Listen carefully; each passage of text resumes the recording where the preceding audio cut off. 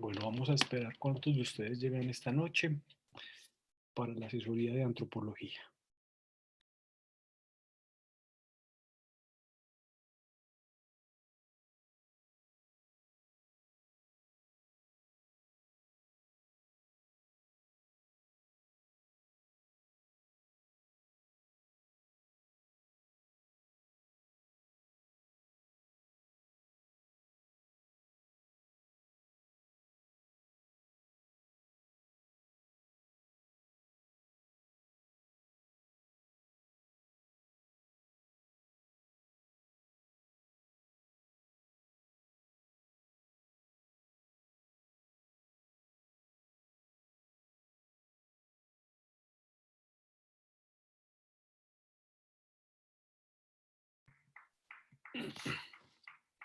Hola, buenas noches.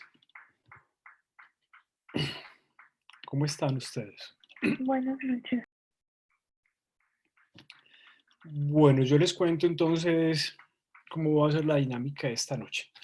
La dinámica de esta noche, como todas las noches que nos encontramos, va a ser que ustedes me cuenten cuáles dudas tienen, que ustedes me pregunten cosas, es decir, que hablemos con base en, sobre todo, en las dudas que ustedes tienen. Pero como yo sé que algunos de ustedes están ahí tratando de reconectarse porque estaban en otras cosas, obviamente reconectarse con el módulo, entonces voy a hacer como un pequeño resumen de lo que vimos el sábado y entonces mientras tanto ustedes van pensando qué intervenciones hacer, qué preguntas pueden tener, si les parece.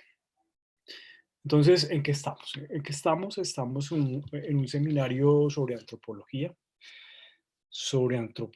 básicamente. Entonces, ¿la idea cuál es? La idea de este seminario es mm, constituir desde la disciplina antropología una herramienta para el mercadeo. Es decir, bueno, son dos cosas.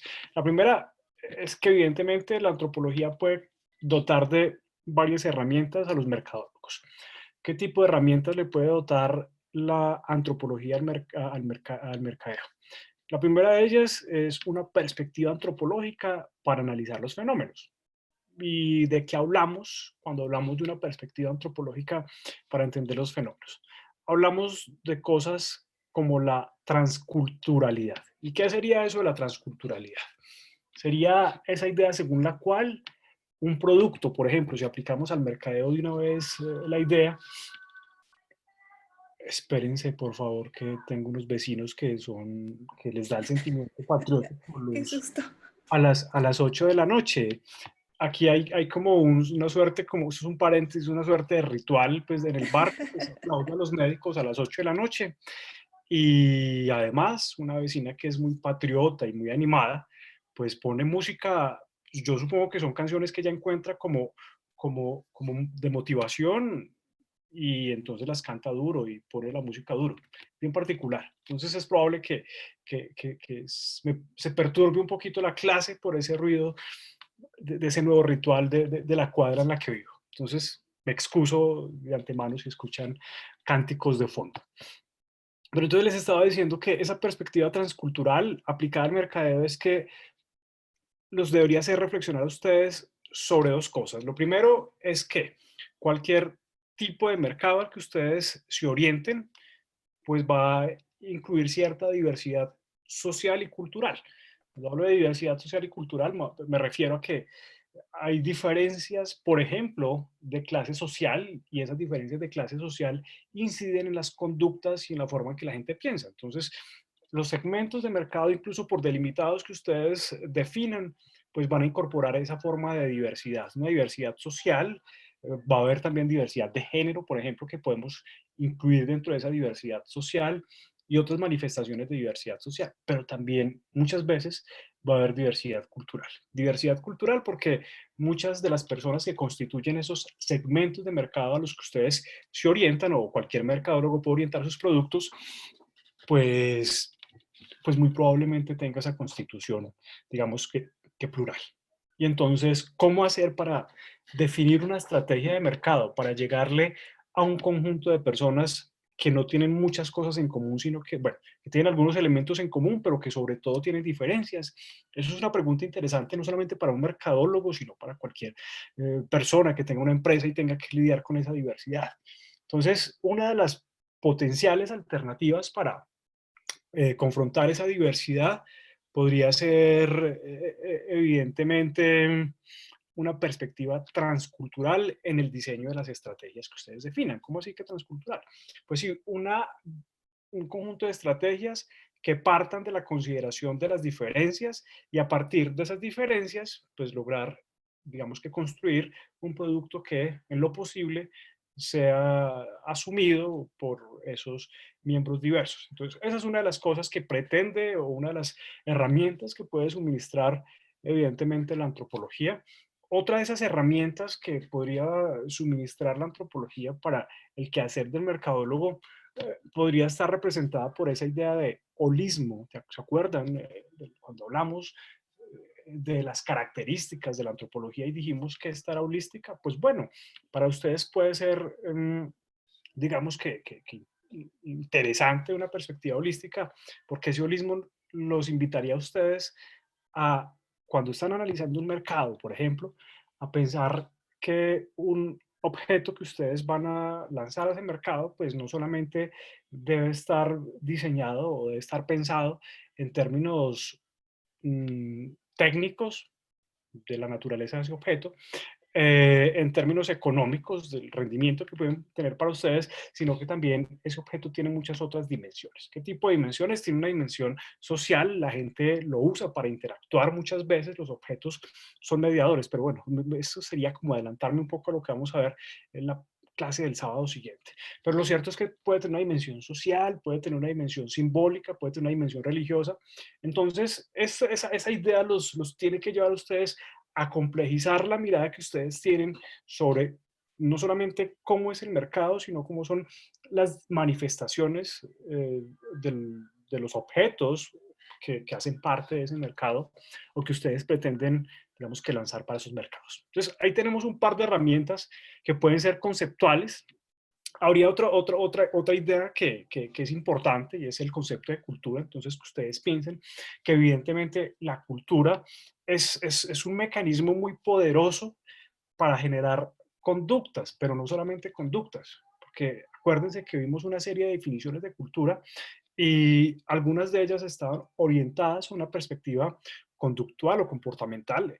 Eso quiere decir entonces que la cultura genera conductas y comportamientos de diferente naturaleza.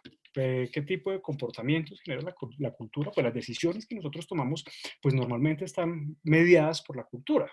¿Y qué es la cultura? Pues la cultura, por ejemplo, son sistemas de ideas, los sistemas de ideas que nosotros utilizamos a través del lenguaje, pues eso es cultura básicamente.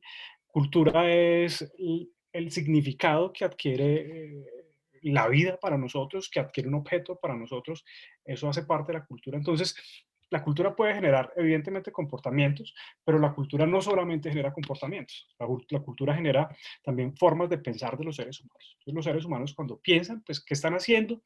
Pues están movilizando, utilizando una serie de recursos culturales. ¿Cuáles recursos culturales? Están utilizando recuerdos, que son construcciones culturales, la memoria es una construcción cultural, por ejemplo. Están utilizando conceptos y los conceptos varían de acuerdo a la cultura. Pero ustedes saben bien eso, que la cultura, que por ejemplo, algunas palabras que existen en una lengua no existen en otras. ¿Y por qué no existen unas palabras que sí existen en otra lengua? Pues porque el concepto no existe, el concepto de la cosa que está significada, pues simplemente no existe en otra cultura. Pensemos en ejemplos, hay sociedades indígenas donde, por ejemplo, el pronombre yo no existe. Imagínense ustedes, sociedades indígenas en las que el pronombre yo no existe. Entonces, la gente siempre habla como nosotros, o sea, no existe la idea del yo y evidentemente las sociedades donde no existe a nivel de lenguaje el pronombre yo, pues son sociedades eminentemente colectivistas, es decir, son sociedades donde las decisiones se toman entre todos los miembros de la comunidad y casi que no existe la idea del yo, el yo lo que nosotros consideramos yo, la individualidad y esas cosas, pues tiende a diluirse muy fácilmente en ese tipo de comunidades. O sea que el lenguaje, pues en cierta medida sí guarda una relación con el pensamiento. Eso lo había dicho también el sábado. Entonces, la cultura genera eso, genera formas de pensar, la cultura genera comportamientos, la cultura genera la percepción o nos ayuda a organizar la percepción del mundo. La cultura incide en la manera en que nos relacionamos los seres humanos, pues evidentemente a través de las normas y de los valores que son construcciones culturales. Cuando hablo de normas y valores como construcciones culturales, pues son creaciones de un grupo social sobre cualquier cosa, que a ese grupo social le da en algún momento de la historia por suponer que esa cosa es buena y que debe hacerse, entonces simplemente no se sabe por qué arbitrariamente eligen por qué hacerlo y lo siguen haciendo. Para otro grupo humano, eso que para esas personas es correcto, deseable, ideal, puede no serlo. Entonces uno llega a encontrar ejemplos muy chocantes en términos de la diversidad mmm, cultural, de los valores culturales. Entonces ustedes sabrán, y si no saben, pues les cuento. Es decir, y he tenido algunos debates con algunos estudiantes y con otros colegas por algunos ejemplos de estos. Hay sociedades donde, por ejemplo, la vida, como no es un derecho o no constituye lo que sería para nosotros, como un derecho universal, inalienable, yo no sé qué. En fin, hay sociedades, por ejemplo, donde cuando nacen mellizos, pues existe la creencia de que el segundo que nace, pues tiene, digamos que representa una suerte de maldición para el grupo social. Entonces, digamos que culturalmente se codifica esa idea, un rumor, yo no sé cómo demonios se codifica eso, pero llega a codificar la idea según la cual, si nacen mellizos, eso es, digamos que un síntoma de que la cultura o la sociedad va a experimentar, digamos que catástrofes o va a experimentar rupturas que son indeseables. Entonces, frente a eso, esos grupos humanos han definido mecanismos para salvaguardarse de esas fuerzas que son contrarias al bienestar colectivo. Entonces, ¿qué hacen? Pues abandonan al segundo nacido en el campo, en la selva, y lo dejan allí abandonado para que muera. Y de esta manera están entonces, digamos que reduciendo las probabilidades de que le pase aquello nefasto a esa sociedad. Un ejemplo de cómo la vida en algunos tipos de contextos, pues no tiene el mismo significado para nosotros. Pero vayamos, eso es un ejemplo, por ejemplo, de algunas comunidades colombianas indígenas, pero pensemos en otro tipo de comunidades indígenas. Y menciono comunidades indígenas, sobre todo para marcar esa diferencia cultural y para mostrar que lo que para un tipo de sociedades es bueno, el sistema de valores y de normas, pues para otros simplemente no lo es.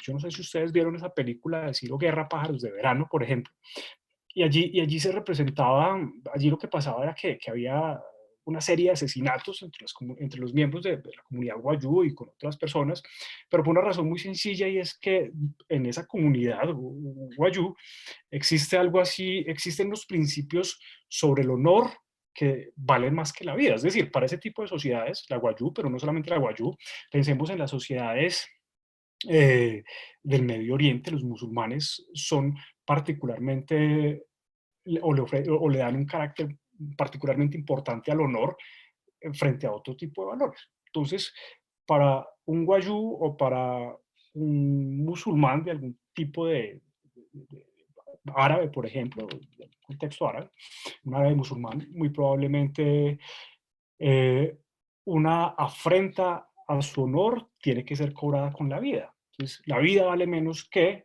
por ejemplo, la hombría, que la condición de masculinidad exacerbada, pues es mucho más valioso demostrar que se es macho y que uno puede defender su hombría, es más valorado eso que la vida de una persona. Eso pasa. Pero hay otras sociedades donde también pasa eso. Entonces hay sociedades africanas, por ejemplo, donde existen algunas de ellas que todavía tienen vida tribal, existe la institución de la vendetta o la institución de la venganza. ¿Qué es la institución de la vendetta o la institución de la venganza? Básicamente también se basa en el principio del honor y lo que indica es que uno está en la obligación de cobrarse algo que alguien le hace a uno o a los bienes más preciados de uno.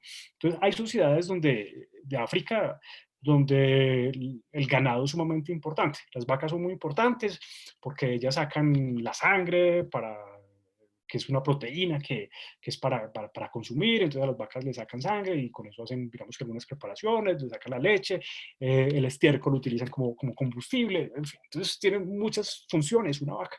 Y entonces un hombre, digo un hombre porque son los hombres los que tienen ese rol patriarcal, entonces cuando tienen una vaca, pues tienen un medio de sustento y tienen cierta, y si tienen varias vacas, pues tienen una posición social más importante. Pero si un vecino suyo, por vengarse de él, le mata a su vaca, pues, o por alguna circunstancia hace que una vaca de esta persona se muera, pues esa persona se ve en la obligación de cobrar con la vida de la persona esa o uno de sus familiares, pues esa afrenta de la vaca. Y tiene que hacerlo porque si no su grupo social lo va a considerar carente de las características que le dan el estatus que él detenta. Entonces, digamos que se ve la obligación de hacerlo. Y a su vez esa persona que es asesinada, pues probablemente después un familiar suyo tenga que vengar su muerte y así. Entonces, digamos que existe un código o una norma social o un conjunto de valores y un conjunto de valores que hacen que la vida, por ejemplo, tenga mucho menos valor que una vaca, pues la vida de un ser humano tenga mucho menos valor que el de una vaca. Entonces, los seres humanos simplemente construimos esos sistemas de valores que nos sirven a nosotros para guiarnos en el mundo, y cuando digo los seres humanos, lo hacemos no individualmente, sino cuando estamos juntos con otros seres humanos. Entonces, ese tipo de fenómenos, bueno, y eso aplica para esos ejemplos tan tétricos que yo doy sobre el asesinato, pero ese tipo de valores también son los que hacen, por ejemplo, pero eso lo vamos a ver el próximo sábado, que, por ejemplo, el consumo de objetos pues sea tan preciado para los seres humanos occidentales modernos frente a otro tipo de cosas. En fin, digamos que los seres humanos, gracias a la cultura, construyen, digamos que un universo de significados que le dan sentido a todo, que le dan sentido a los objetos, que le dan sentido a las relaciones sociales, que le dan sentido a las producciones humanas, etcétera. Entonces, ese concepto de cultura también los tendría que hacer a ustedes pensar sobre, bueno, y nosotros entonces, ¿cómo hacemos para que nuestras estrategias, cómo hacemos para que nuestra empresa, digamos que sea coherente con ese conjunto diverso, además de valores y de normas? Porque acuérdense que ustedes van a lanzar sus productos a personas que tienen diferentes sistemas de valores, tal vez haya unos valores que son comunes y a lo mejor ustedes tendrían que decir, tengo que buscar los puntos en común que tienen estos diferentes subsegmentos del mercado hacia donde yo me voy a enfocar. Entonces ahí tenemos el valor de la cultura también, o la utilidad de la cultura como un concepto fundamental para un mercado. Entonces tenemos cultura, un concepto que puede ser una herramienta para ustedes. Tenemos otros conceptos como el de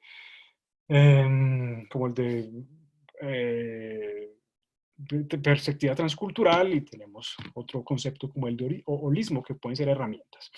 Además de herramientas conceptuales, la antropología también puede suministrarle a ustedes herramientas metodológicas, y con esto me refiero sobre todo a la etnografía. Entonces, la etnografía, que es ese método cualitativo, naturalista, que, digamos, metafóricamente busca los animales o los leones en la selva y busca hablar con ellos en la selva, hablar con ellos, busca estudiar a los animales, a los leones en la selva y no en el zoológico, pues es otra de esas contribuciones que podría hacer la antropología al mercadeo.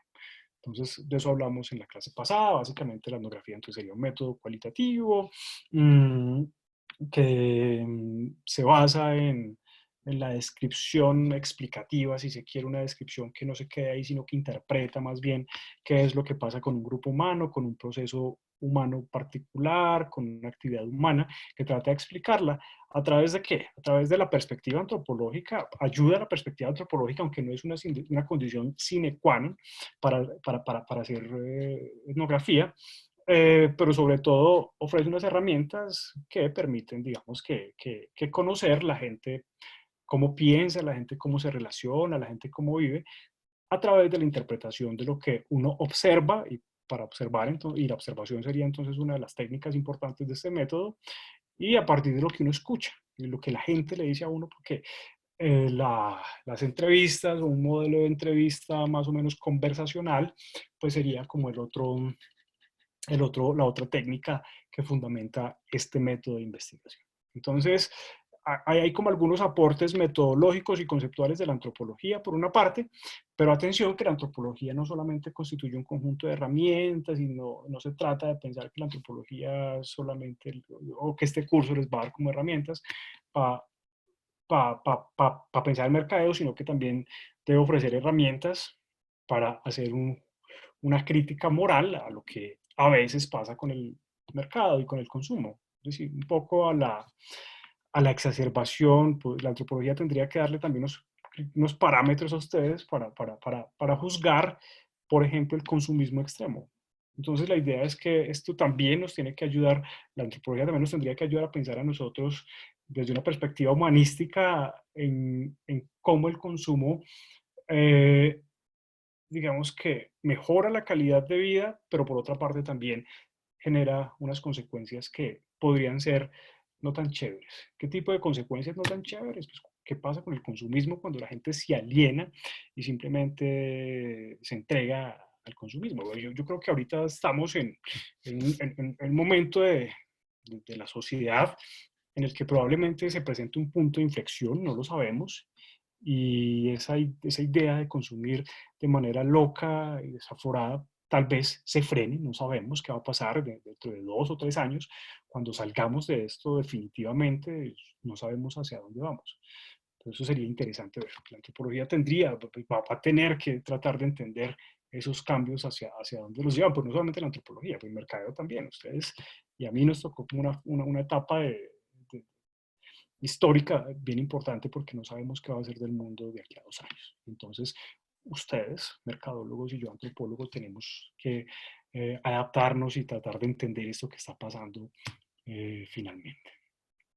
Eso es lo que hemos visto hasta ahora, un conjunto de conceptos, un conjunto de perspectivas, un conjunto de ideas y una metodología que hacen parte de esto que se llama antropología, y entonces la intención es articularla. Entonces, yo imagino que a esta altura ustedes dijeron, bueno, ahora sí yo tengo tal pregunta específica, este man ya habló mucho y el propósito pues no es dar otra clase aquí, el propósito es básicamente entonces hablar de sus dudas y de sus inquietudes en torno a la antropología y a la clase que vimos el sábado pasado. Yo los escucho entonces. Cuando quieran, activen el micrófono y Yo- simplemente preguntan. Juliana. Hola, ¿cómo estás? Bien, Pero yo no tengo pregunta, o sea, yo tengo pregunta de la actividad, entonces no sé si queda para de el una, final dale, dale, o también. es que tú, o sea, en la actividad colocas, bueno, que debemos hacer el mismo trabajo de observación Ujú. y previsto en el contexto de confinamiento en nuestras casas, pero yo no entiendo muy bien por qué tú colocas que debemos elegir un lugar de intercambio Listo. comercial. Bueno, listo. Es que no O sea, entiendo, o sea, son ¿verdad? tres Sí, alternativas. Voy a aclarar ok, entonces. O sea, sí, tenemos, gracias. tenemos el planteamiento inicial de la actividad, ¿cierto? Que era hacer un ejercicio de observación por fuera, en algún lugar que ustedes identificaran.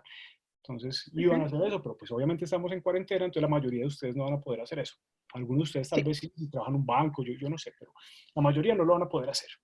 Entonces, la alternativa B es que hagan eso mismo, que analicen básicamente el punto uno era identificar una relación de intercambio, un proceso empresarial, algo así, pero básicamente es observar seres humanos intercambiando cosas, intercambiando objetos en un banco, etcétera. Entonces era describir eso.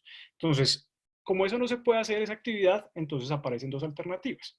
Una de esas alternativas es hacer eso mismo, pero ya no en el trabajo de ustedes o en el banco, sino en sus casas. En sus casas, si tiene interés, sobre todo si ustedes, bueno, todo tiene interés. En sus casas, ustedes podrían observar, yo no sé, las relaciones que se están dando entre ustedes con otros seres con los que ustedes viven, y a lo mejor eso genera tensiones y a lo mejor eso genera yo no sé qué tipo de cosas que yo no sé si a ustedes les interese contar o analizar, más que contar, analizar. A ustedes les interesa ver, tratar de desnaturalizar lo que está ocurriendo en sus casas y tratar de entenderlo, digamos que desde otra perspectiva, no ya desde la perspectiva del que vive con su familia y tiene con ella una serie de relaciones, sino como de la perspectiva de alguien que quiere hacer ejercicio analítico de observación de aquello que está ocurriendo allí. Y los Pues, que les tocó esto, solo es que yo estoy sola, o sea, me tocó ok, el entonces, confinamiento sola. es- ok, esa es la Pero tú alternativa. colocabas ahí como unas páginas, que si uno colocaba como una página web y todo eso. Pero esa es la ¿Cómo lo alternativa puedo C. hacer? No, listo, vamos a la Ah, ok, alternativa C. Entonces, ok. alternativa uno, hacer el ejercicio por fuera, pero casi nadie puede. Alternativa Ujú. 2, a lo mejor algunos de ustedes no les parece tan interesante o viven sola o vive sola. Yo vivo con mi gato, yo Sí, tampoco podría hacerlo, pues no sería tan con chévere. el gato. Ok, entonces los intercambios con el gato, en fin, no, esa no es tan chévere, entonces está la alternativa C. No, La aunque yo me estoy enloqueciendo sola, pero puedo analizarme a mí misma. sí, o bueno, sí, puede ser.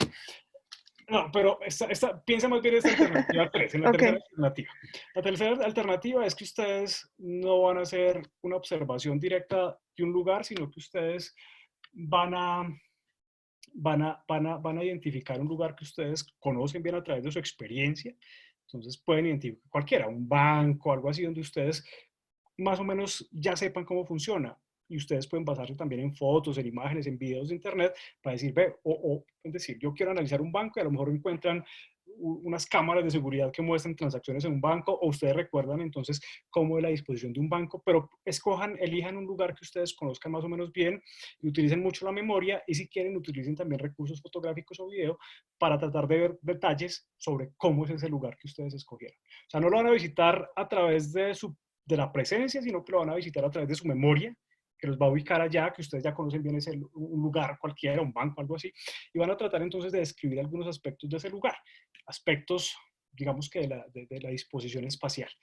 Que, hay un mostrador, hay una publicidad, en fin, una cantidad de elementos, pero no se quedan describiendo simplemente esos elementos, sino que interpretan esos elementos, qué sentido pueden llegar a tener. Es decir, si tienen un letrero de prohibido hacer cosas, entonces con eso qué pretenden los que lo pusieron y la gente cómo podría llegar a reaccionar frente a eso. O sea, cómo analizar esos diferentes elementos de ese espacio desde una perspectiva a interpretar, semiótica, si se quiere, interpretar esos objetos que ustedes describen, qué sentido podrían llegar a tener. De un centro comercial, de un banco, de un almacén, o, si ustedes quieren, de una página web. Ustedes dicen, no, el sitio que yo quiero analizar no es un sitio real que yo recuerdo, porque yo tengo muy mala memoria, yo no me acuerdo qué es lo que hay en un banco, yo nunca le paro horas a eso. Entonces, háganlo, por ejemplo, en una página que ustedes utilizan para hacer intercambios. Entonces, para hacer intercambios, digo, para comprar cosas. Ustedes están mercando en un supermercado a través de una plataforma virtual, por ejemplo, pueden hacerlo. Ustedes están comprando a través de una página como Mercado Libre, pues donde se reúnen compradores y vendedores, y ahí esa página, en fin, entonces, y empiecen a analizar los elementos de la página, empiecen a ver entonces cómo están diseñados, cómo permiten la interacción con los clientes, en fin, una cantidad de elementos que pueden hacer parte de ese sitio. Entonces, eso es lo primero, describir e interpretar los elementos de ese espacio, que puede ser físico o virtual. Obviamente, describir e interpretar esos elementos. Y después, el punto B de ese mismo ejercicio, sería describir a los que interactúan, a los seres humanos y las conductas que suelen presentar en esos lugares. Yo les digo tipos de conducta porque pues ustedes no van a estar viendo, ustedes van a estar recordando, si lo hacen a través de la memoria, ustedes van a decir, la gente cuando suele ir al banco, suele desesperarse en la fila, la gente suele hablar entre ella, la gente suele no mirar a nadie, la gente suele, ¿no?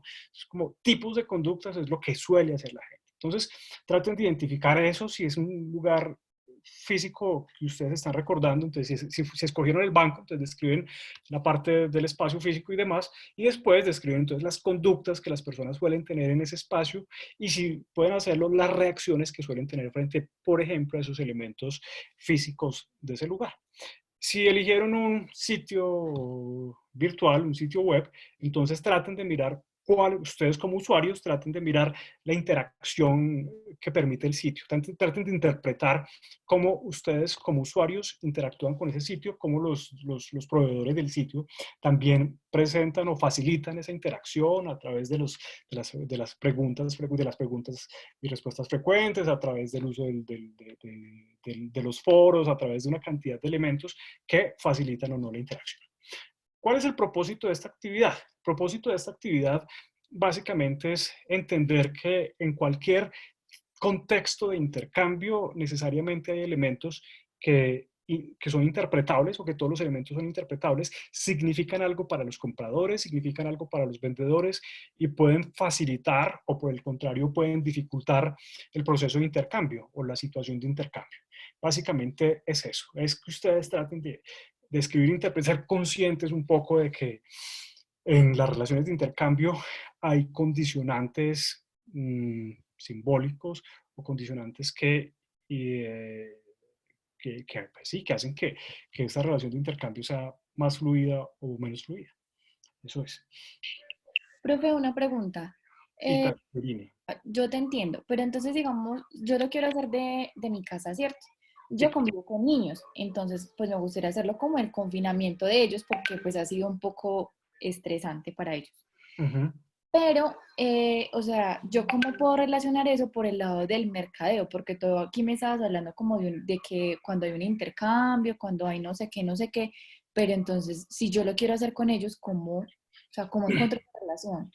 No, ahí sí tocaría adecuarlo, tocaría ya no las relaciones de intercambio, bueno, aunque tienes relaciones de intercambio con ellos, no monetarias, pero tienes relaciones de intercambio con ellos. Tú y imagino que entre ellos y yo no sé quién más. O sea, lo que podrías hacer es analizar el contexto de interacción, por ejemplo, si ellos utilizan algún espacio particular de la casa, mirar cómo la ropa, los objetos que utilizan, lo que consumen, ese tipo de cosas como para la primera parte, si se quiere, y Mm. después centrarte en la relación que tú tienes con ellos, que ellos tienen entre ellos y que todos los miembros de la casa tienen en diferentes momentos del día, en diferentes circunstancias. ¿Qué tipo de circunstancias? A la hora de comer, a la hora de hacer las tareas, a la hora... Es como describir más minuciosamente eso. Ahí el propósito evidentemente no sería o más que el propósito, ahí pues evidentemente no sería un ejercicio en función del mercadeo, pero es un ejercicio antropológico para describir una serie de conductas y el escenario donde se realicen esas conductas. O sea, podrías pensarlo desde esa perspectiva. O sea, no como un ejercicio orientado para entender un contexto de intercambio, sino como un ejercicio desde la antropología para entender cómo se dan las relaciones sociales humanas entre las personas que tú quieras describir, o sea, tus hijos y tú y otras personas que interactúen ahí también. Un ejercicio también antropológico, pero pues evidentemente no tan orientado al mercadeo como sería lo otro. Valiosísimo, muchísimo, y sobre todo para ti, para que tú logres entender un poco por qué es que suceden algunas conductas, porque uno a veces no es consciente de algunos, uno nunca es consciente de los comportamientos humanos. Eso se me olvidó decirlo el sábado y voy a aprovechar para decirlo acá, pues que una de las características de la cultura es que es inconsciente. O sea, que nosotros, digamos que nos movemos con el piloto automático. Es decir, nosotros hacemos las cosas y uno no sabe por qué las hace. Y lo peor es que después uno se siente como muy auténtico y dice, ay, yo soy tan auténtico, yo tomo decisiones y no sé qué, ta, ta, ta. Y después si uno analizara después minuciosamente, uno vería que las decisiones que uno tomó son un tipo de decisiones que son igualitas a las que toman otro tipo de personas con las que uno comparte valores, con las que uno comparte ideas, con la ideología política, en fin, una cantidad de factores, clase social, evidentemente. Entonces, seguramente este ejercicio te va a permitir ver eso, te va a permitir hacer conciencia de algo de lo que tú no eres consciente, pues porque no somos conscientes de la cultura que tal, no sé lo que seríamos. ¿Se imaginan ustedes donde uno dijera, es que voy a tomar esta decisión porque es que yo reconozco que en mi proceso de socialización mis papás me enseñaron que yo tenía que hacer tal cosa y después cuando yo estaba en tal contexto, entonces me enseñaron, entonces por lo tanto voy a escoger tal tipo de producto? Por Dios, estaríamos locos. O por lo tanto, va a tomar tal decisión. Voy a regañar al niño porque yo no sé qué, entonces estos antecedentes. No, pues eso no funciona así. Pero tú, cuando decides ser observadora externa, pues tratas de darle sentido a esa interacción y tratas de darle sentido a los objetos y elementos que hay en el contexto de esa interacción, que sería lo que en ese caso tú podrías hacer y es igualmente valioso que ver eso mismo en un contexto de intercambio Ok, comercial. entonces yo podría ser como una especie de crónica, por decirlo así. Sí, algo así. Tú podrías describir ese tipo de cosas. Sí, una crónica, pero que que tenga más ese componente interpretativo, que tú digas, bueno, aquí hay algo que yo puedo interpretar y es que muy probablemente la negativa del niño para hacer la tarea es porque hay un problema de autoridad, entonces ahí la autoridad podría ser, bueno, en fin, y ahí ya hasta te vas a encontrar con cosas interesantes que te pueden ayudar en tu proceso de crianza. No, no soy mamá, pero Ah, para bueno. cuando lo sea. Ah, bueno, entonces para cuando lo sea o para que, en fin, eso alivia un poquito las cosas si no eres mamá, lo alivia, pues si tú no eres la mamá, pues eso digamos que alivia las circunstancias, porque me imagino que uno como papá es mucho más difícil ser objetivo frente bueno, objetivo no, interpretar, digamos que todo eso que están haciendo los niños, pues porque hay un vínculo que hace que uno definitivamente vea las cosas diferente. Uy, Pero sí, creo una barrera, pero sí, sí. sí, sí, obviamente. Los afectos Ah, inciden mucho y entonces ahí habría problemas. Pero si no, está muy bien. Me parece bien que lo hagas porque es un contexto humano que tú analizarías, que es finalmente lo que hace la antropología, analizar seres humanos, cómo se comportan para después hacer algo con ellos. Y en el mercadeo, pues la etnografía lo que sirve es para eso, para analizar cómo se comportan los seres humanos, tratar de explicar, de entender por qué se comportan así y con base en eso entonces venderles lo que necesitan o en fin, eso es. ok, listo, profe, muchas gracias. Perfecto, Caterina. ¿Alguien Hola, más? profe, buenas noches. Hola, Daniel, ¿cómo estás? Bien, profe, ¿y tú? Bien, Profe, bien, aquí encerrado, como todos. sí, estamos en las mismas, pero bueno.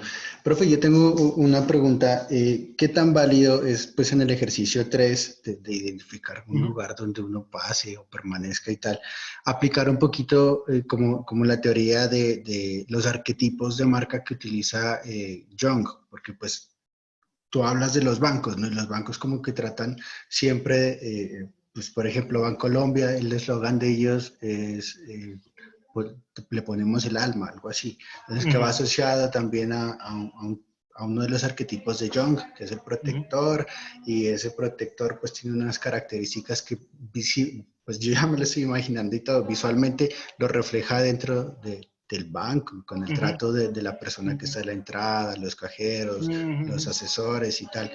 ¿Qué tan válido es tomar, pues, Y está, para analizar conductas es y muy las válido, reacciones? Daniel, es muy válido. Ustedes, pues, en este ejercicio, la idea es no ir tan lejos en el análisis, realmente no es mucho la idea, Ok, pero evidentemente que es valioso y cualquier autor que ustedes utilicen y cualquier teoría que utilicen es valiosa, pues siempre y cuando sea aplicada coherentemente y claro. consistentemente y demás, y que tomen efectivamente lo que dice el autor y lo utilicen para analizar esto, me parece sumamente valioso.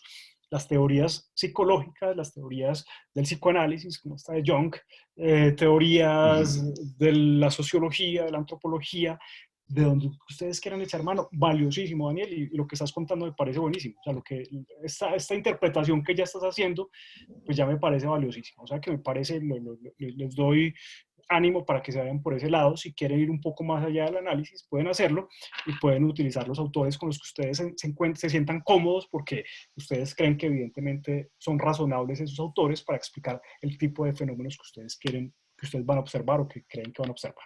Entonces, bien, pueden hacerlo Súper. ahí. Vale, gracias. Ok. Profe, buenas noches. Hola Juan, ¿cómo estás Juan David? Profe, bien. La duda mía es más bien recordarte lo de los Ya los artículos. tengo ahí listos, ahorita te los mando, ya identifiqué una cantidad. Listo, profe, Entonces, gracias. ya los tengo ahí listos. Porque revisé tu correo apenas ahora y ya los tengo ahí listos. Los meto al correo y te los mando. Vale, gracias. Dale, dale. Está muy bien. ¿Quién más?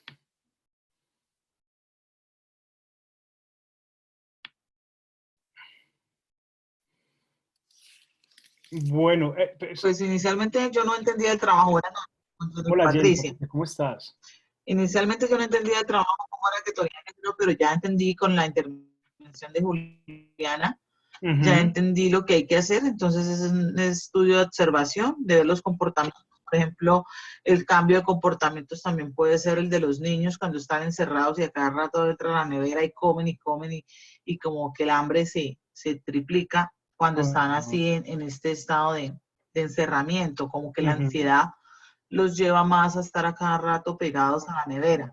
Entonces eso es lo que ya entendí, que es la actividad sí, Entonces, muchísimas gracias. Claro, yo les sugiero que traten de coger pequeños bloques muy identificados que pueden ser un bloque temporal, un bloque de tiempo, es decir, para que ese análisis sea más riguroso y más profundo, que no sea como que no sea como superficial, como, ay, los niños van más a la nevera. No, entonces traten de mirar, de sentarse una tarde, por ejemplo, una tarde completa, a ver qué pasa, a ver qué hacen los niños, si efectivamente van a la nevera, si efectivamente, y entonces dentro de ese bloque, que puede ser una tarde que ustedes observen rigurosamente todo lo que están haciendo, pues traten de identificar tipos de conducta. Entonces, durante una tarde, entonces, ¿qué puede pasar o qué pasa? Entonces pasa que evidentemente hay prácticas alimentarias, pues como ir a la nevera, como yo no sé qué, hay otro tipo de prácticas de educación o de socialización, y hay, por ejemplo, conflictos. Yo no sé si alguna hora los niños, por alguna razón, están jugando entre ellos, y obviamente por lo que tú señalabas, por el estrés y por estas circunstancias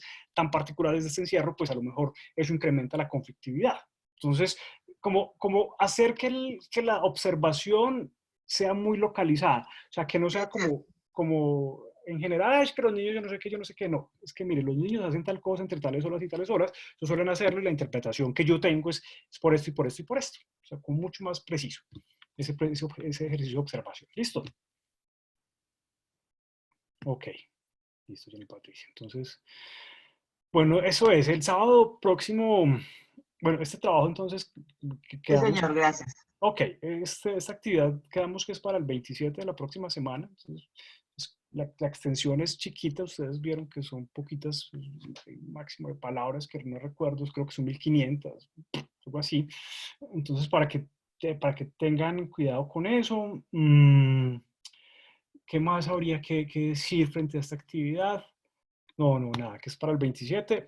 Y el sábado entonces vamos a tener la próxima sesión, que yo espero que, bueno, a mí me gusta mucho la próxima sesión, la del sábado, porque nos vamos a adentrar mucho más en el mercadeo. Digamos que el sábado anterior era una sesión introductoria y metodológica, pues que interesante obviamente, pero pues donde ustedes seguramente verán más relación con esto, a lo que decidieron estudiar la maestría en mercadeo, pues tiene mucha más relación con este tema, evidentemente con los temas de mercadeo, tanto desde el concepto de construcción de marca como desde el concepto de objeto. Vamos a analizar el fenómeno de la globalización, que, va a ser una de los fenómenos más afectados con esta pandemia. Es decir, evidentemente, uno de los efectos que va a tener la globalización más bien, perdón, la pandemia es sobre la globalización. Tal vez no sobre la globalización de capitales, financiera y todo esto, pero sí sobre la globalización más entendida desde la movilidad de personas, por ejemplo. Ustedes vieron que estamos con las fronteras cerradas, y particularmente yo, que he solido ser muy viajero y que anualmente me hago un par de viajes, intentaba hacerme un par de viajes al extranjero, pues obviamente a eventos académicos, lo que llamamos turismo académico, pues no va a poder ser. Pues yo ya como que me quité de mi cabeza la idea de que este año difícilmente va a salir del país. Este año yo asumo que no va a pasar. Yo sé que no me va a poder ir para ninguna parte, y esto que yo pienso, pues está muy ligado con, evidentemente, esa idea de que se va a afectar la circulación de personas, que es una de las características de la globalización. Entonces no sabemos qué va a pasar con eso, no sabemos qué implicaciones va a tener el hecho de que las personas no tengan una experiencia de mundo tan amplia. Eso es una de las consecuencias. Otra de las consecuencias que algunos teóricos, bueno, teóricos y gente por ahí, de esos que estudian cosas y hablan sobre eso, pues una de otras consecuencias económicas de la globalización, perdón, de esta pandemia, en clave de globalización, pues es como la nacionalización más o menos de la producción. Es decir, hay muchos países que están tratando de volver a jalonar o hacer marchar sus aparatos productivos, pues porque ven una inestabilidad global mayor, porque, por ejemplo, ahora se cree que va a haber tal vez escasez de alimentos. Entonces muchos países están diciendo, no, pero dejemos de pensar en exportar, pongamos aranceles altos a las importaciones y tratemos de organizar nuestros aparatos productivos en en este contexto de crisis. ¿Por qué? Pues porque hay riesgo de que nos quedemos acá mismo sin alimentos, entonces la producción nacional dediquémosla para nosotros, por ejemplo, algunos tienen esa idea. Otros, el problema del dólar también es otro de los asuntos que hace que, por ejemplo, las importaciones sean caras y, en fin, hay una serie de temas interesantes que seguramente no los vamos a hablar tanto el sábado hablaremos de globalización, algunos matices, y dentro de 8 días seguramente algunos de ustedes van a tener preguntas sobre, bueno, ¿qué pasa con la globalización? Lo que vimos el fin de semana pasado, sí, que es como todo lo que a todo lo que nos obliga este momento de pandemia finalmente. Eso es. Más preguntas. Profe, no, como un aporte a lo que tú decías, es Daniel, sí. frente a la nacionalización de la producción, Ujú, pues en investigaciones que yo he ido haciendo, porque pues ese ujú, tema me gusta mucho, es ujú, como la inversión también de la pirámide de Maslow, donde la ujú, autorrealización del ser humano queda como la punta abajo y las necesidades fisiológicas arriba, porque tenemos que reconstruirnos y deconstruirnos como individuos para, primero, adaptarnos a estas nuevas épocas digitales, ujú, dos, para sobrevivir en comodidad dentro de nuestras casas si vivimos con ujú, alguien, y tres, pues para poder mantenernos vivos con ropa, vestido, alimento. ujú, ujú, Tal vez lo que más va a sufrir es el tema de la educación, ¿no? Porque si no se puede salir, no vamos a poder también, muchos de los empleos se van a transformar, muchas personas van a pasar de ser relevantes a irrelevantes. Entonces, todo el tema de las necesidades fisiológicas, pues van a ir a la punta de la pirámide y la ujú. autorrealización del ser humano se va a quedar como en el primer nivel para poder alcanzar lo que antes era como tan normal y tan obvio de Ujú. obtener. Tienes toda la razón, Daniel. Eso es algo que nos pasa. Miren que ahorita estamos viviendo con muy pocas cosas, ¿no? Vivimos como básicos. Consumimos que sobre todo comida e internet. Digamos, comida e internet. Ahorita una de las menores preocupaciones que tenemos ahora es, por ejemplo, por la ropa. Es decir, ¿quién se preocupa por, es que me va a comprar tal accesorio o tal ropa? Bendito. Zapatos, yo sin salir un viajado de tiempo, pues y zapatos ya no estoy consumiendo. Como que a veces incluso me da un sentimiento ahí como de culpa cuando veo el closet lleno de ropa que no me pongo. Entonces yo digo, "¿Qué carajo?". Entonces yo ¿qué estaba haciendo? Digo, comprando una cantidad de cosas que finalmente se demostraron que no son tan necesarias. Es lo que tú decías. Es decir, ahorita estamos en la crisis, nos ha llevado como a volver a un esquema básico en el que lo principal ahora es la satisfacción de las necesidades primarias, básicas, y aquellas cosas que se suponía que hacíamos un poco para sentirnos autorrealizados, que tenían muchas que ver con consumo, por ejemplo, pero otras que tenían que ver con consumo de servicios y consumo de, yo no sé, los que hacían yoga y que tenían cursos y que paseaban, que hacían turismo, pues evidentemente ese tipo de cosas ya no son importantes. Entonces hay esa inversión que tú señalas y es una de las consecuencias enormes. Yo sinceramente bueno, y lo que tú señalabas del sector universitario es algo que a mí me tiene también pensando mucho porque evidentemente pues yo hago parte de este sector y este se va a Yo transformar también. radicalmente. Sí, yo también, y ahorita vienen todos los procesos de matriculación de estudiantes nuevos y de lograr que los que ya están matriculados se mantengan, que es otro tema muy complejo. Claro Pero que es. sobre todo porque las conexiones en Colombia son malísimas, ¿no? Y el Ujú. internet en Colombia no es tan bueno para darle soporte y alcance a todas las personas que tienen que cambiar de una presencialidad a una metodología 100% virtual. Claro, eso es un problema de recursos que es real, que es real. Y por ejemplo, yo que estoy ahí en la Universidad de Caldas, pues yo no sé, no hemos empezado semestre, empezamos el 4 de mayo y yo temo mucho que muchos estudiantes no van a poder integrarse bien a este esquema de educación no presencial que están definiendo, que estamos definiendo las universidades para tratar de sobrepasarnos, de sobrepasar esta crisis. Yo temo mucho que muchos no puedan, porque yo conozco estudiantes míos que son de resguardos indígenas en Nariño, por ejemplo, y que no tienen Sí, sí, sí. internet y que difícilmente pueden conectarse a través de otro medio. Entonces la universidad va a tratar de definir como estrategias para facilitar ese acceso, pero siempre habrá algunos que no puedan, digamos, que recibir la formación con la calidad necesaria. Es un problema enorme. Pero el otro problema somos nosotros, Daniel, los profesores que ni idea, pues, afortunadamente yo llevo unos 10 años trabajando en virtualidad con la Universidad de Manizales y eso de alguna forma, pues, me ha familiarizado mucho Facilita un con las poco. plataformas, claro. Pero tengo colegas que tienen 65 años, que utilizan su computador de una manera muy básica y que están muy asustados y tienen mucha angustia porque no entienden esta serie de transformaciones que se están dando y les va a costar mucho adaptarse. Y que es más difícil también porque muchas de esas personas viven solas y no tienen acceso a alguien que los capacite un poco en estos temas digitales. Yo vivo en Pasto, en Nariño, y lo que tú dices, profe, pues es crucial. Yo tengo estudiantes en los 64 municipios que hay acá y las conexiones son fatales. De hecho, acabé clases ahorita a las 8 antes de conectarme acá y de 32 estudiantes solo se pudieron conectar 15 por las complicaciones que ellos tienen. Y todos los días los reportes de las clases en los grupos de WhatsApp se conectaron tantos de tantos, se conectaron 7 de 25. O profes que dicen, no pude conectarme bien porque el micrófono no me funcionaba. Pues hay alternativas para eso, pero también el tema tecnológico nos está atropellando durísimo a Claro, todos.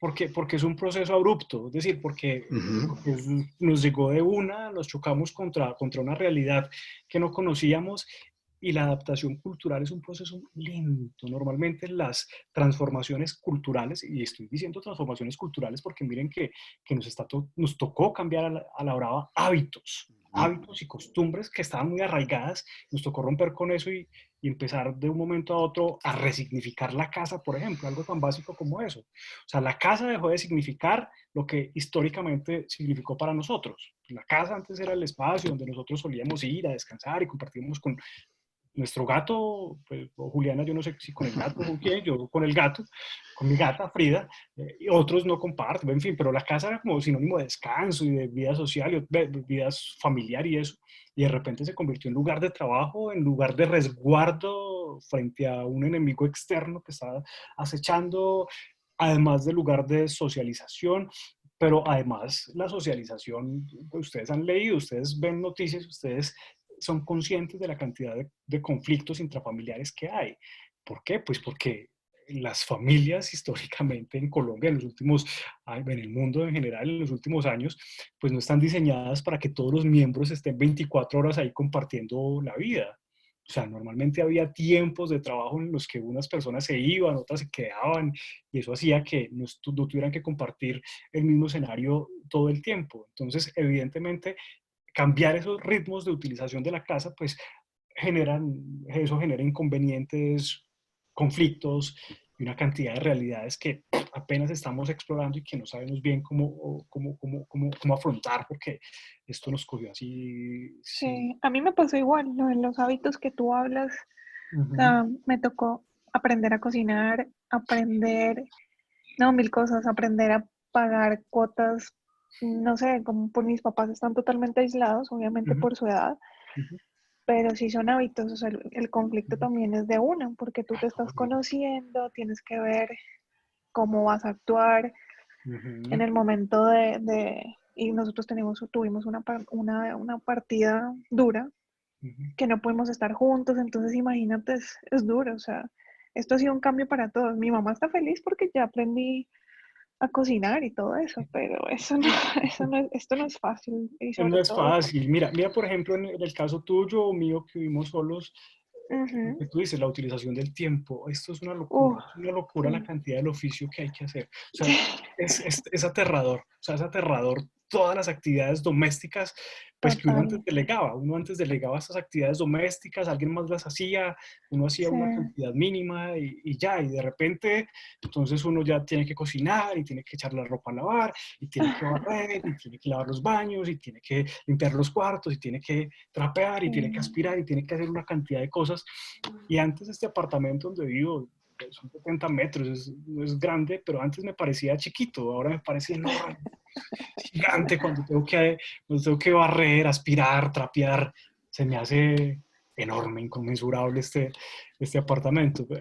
Sí, Sí, yo creo que para todos es un aprendizaje, obviamente uno no se imagina, yo esto no sé hasta cuánto va a durar, pero para mí ha sido un gran aprendizaje. El claro, un estar aprendizaje aquí, enorme. obviamente solo, uno solo piensa mil cosas, ve el Sí, cuadro más torcido de lo normal, o sea, es pero increíble. eso es por una parte, y por otra parte cambiar las formas de socialización. Entonces yo ya me veo Exactamente. con mis amigos, pues con los de la Igual. universidad, con los de la universidad que salíamos a tomar tinto por ahí a veces a las 4 de la tarde, entonces ya teletinto. Entonces les pongo un mensaje en Meet y Qué en buena esa Hangout. idea. A las 4 nos ponemos a tomar tinto, pues algunas veces yo los invito, otras veces alguno me invita, y ya, estamos haciendo eso. Se No, rompieron y muchos eso ha unido, sociales. a mí me ha unido con mis amigos, digamos, Sí, mi mejor amiga vive en Kuala Lumpur y hablamos más ahora que en 5 imagínate, años que se lleva allá. Entonces uno es como que imagínate. eso también ayuda. Claro, en algún tipo de relaciones sociales se rompen, otras se Sí, restablecen y la mayoría se reconfiguran en todo caso. O sea, hay una reconfiguración de total. la vida social, por ejemplo, y eso impacta mucho sobre nosotros, pues porque nosotros somos eso, nosotros somos el resultado en últimas de las relaciones sociales que tenemos, pues que es lo que hemos Así visto. es. Y entonces, ¿cómo vamos a hacer nosotros? O sea, yo no sé si vamos a tener muchas neurosis, ¿cómo vamos a hacer dentro de 5 años, 2 años cuando salgamos de eso? O sea, yo ya estoy temiendo que voy a cogerle como un poquito de miedo a la calle. Pues yo estoy Yo estoy encerrado y igual, yo casi que creo que me va a quedar más o menos año y medio en la casa, pues saliendo yo como lo también. mínimo y entrando. O sea, yo sé que esa va a ser como más o menos Y mi yo posición. amo viajar, pero no pienso salir. No, qué miedo. Sí, yo Ya también. piensa uno en la familia, en todos, pero uno Claro, ama pues viajar y ya, bueno, gracias. el asunto de la pandemia es eso, que además uno no hace las cosas no solamente para salvaguardarse a uno, sino que también para evitar, Exactamente. digamos, que esta pandemia siga creciendo. Entonces, es una cantidad de procesos que nos toca vivir que seguramente están reconfigurando la vida social y la Ujú. cultura y todo esto, lo que habla la antropología, pues se está transformando ahora gracias a estas circunstancias tan particulares que nos tocó vivir. Vamos a ver qué sale de todo esto. Espero que no esté muy duro, espero que, bueno, de todas maneras yo siempre bromeo y digo que yo vivo aquí como a media cuadra del hospital psiquiátrico en Manizales, o sea que pues, estoy cerquita No, también, gracias qué a Dios. buena idea. No, ya tenemos dos ideas, el teletinto y la Y cosa de vivir cerca de psiquiatría un ya. psiquiátrico. Sí. Eso Bueno. es. Bueno, el teletinto y también la telebebeta. O sea, ya me he tomado unos Ah, vinos con mis no. amigos también. Unos vinos con algunos amigos por la noche hablando carreta y Me tomando. parece muy bien. Sí, sí, toca Me parece muy reconfigurar bien las ese relaciones vino. sociales. Necesario. Sí, seguro. Y yo no sé, por ejemplo, mire, otra cosa es el emparejamiento, es decir, las relaciones sexoafectivas. Eso, imagínense ustedes eso, que complique, ¿no? En estas Uy, sí. circunstancias, pues como el amor, el romance, ese tipo de cosas se transforma radicalmente. ¡Wow! Ese es otro de los Toca ruidos. idearse. ¿Cómo Sí, enamorar por Zoom? ¿Cómo sí, enamorar sí, por sí. Skype? Toca sacar manuales, además, como por Meet, como por redes sociales, como por cada uno de esos dispositivos tecnológicos. Sí, así toca. Formas de seducción a través de Zoom, algo Pero así. seríamos famosos. Entonces Seguro, ganaríamos buena plata. seguro Claro. que sí, seguramente tendría mucha acogida.